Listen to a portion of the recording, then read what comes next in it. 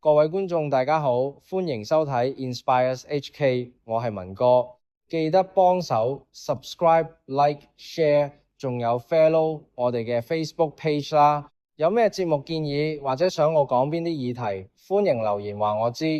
尋日我哋講咗宏福苑嘅情況，有興趣嘅朋友可以返去睇返。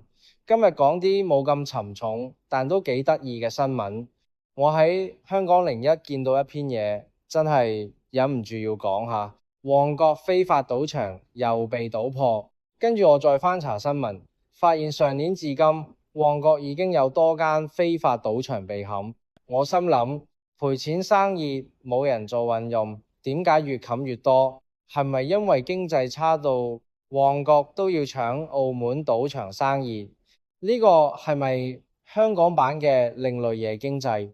旺角警區特別職務隊2月5日展開代號蓄勢嘅行動，突擊旺角道一個單位，搗破懷疑非法賭場。警方檢獲2張百家樂賭台，面值約24000元籌碼，約26000現金，一批賭具。行動中拘捕21人，3名本地女負責人59至64歲，涉嫌管理賭博場所，協助經營賭博場所，6名本地男子、10名本地女子、2名內地女子，21至78歲，涉嫌在賭博場所內賭博，78歲都嚟賭，阿婆都搏殺。香港真係冇人唔賭得。第二日警方又出動，今次係上海街，檢獲一張百家樂賭台，面值約24萬籌碼，係前一單嘅10倍，約15000蚊現金，一批賭具。拘捕7人，73歲本地男負責人，50歲本地女負責人，涉嫌管理賭博場所，協助經營賭博場所，3男2女，30至52歲，包括1男1女持雙程證內地人，涉嫌在賭博場所內賭博，73歲仲出嚟做賭場負責人。香港嘅退休制度真係要諗諗啦。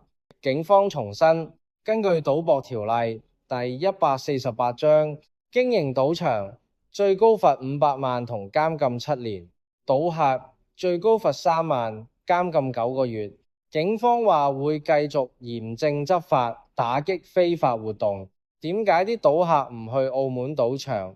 我自己分析咗幾個原因。交通方便，去澳門點都要幾個鐘頭，旺角落樓就到。香港人最鍾意快、狠、準。2、非法賭場投注細，澳門最細都要幾千蚊起跳，旺角非法賭場可能50、100就可以玩。啱晒啲搏一鋪贏餐飯嘅心態。3、有人頭拉人頭加回贈優惠，非法賭場都有會員制度，介紹朋友，仲有回贈，做到好似傳銷咁。4、經濟差，市民收入減少，依家好多香港人都係搏一搏，單車變摩托心態，覺得每日贏100-200蚊都好過冇。但其實呢種風氣真係唔健康。你哋覺得旺角非法賭場越冚越多，係因為 A 經濟差到大家想搏一鋪， B 澳門太遠太貴， C 香港夜生活太悶， D 以上全部。留言話我知，我真係好想知大家點睇。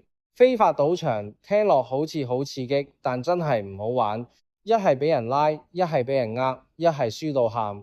最終贏嘅永遠都係賭場，唔係你。如果真係手痕，去澳門都仲安全啲啦。雖然都唔建議，至少唔會一入門就俾人拉走。呢度係 Inspires HK， 我係文哥，記得 subscribe、like、share、comment， 支持我哋繼續發聲。下集再見。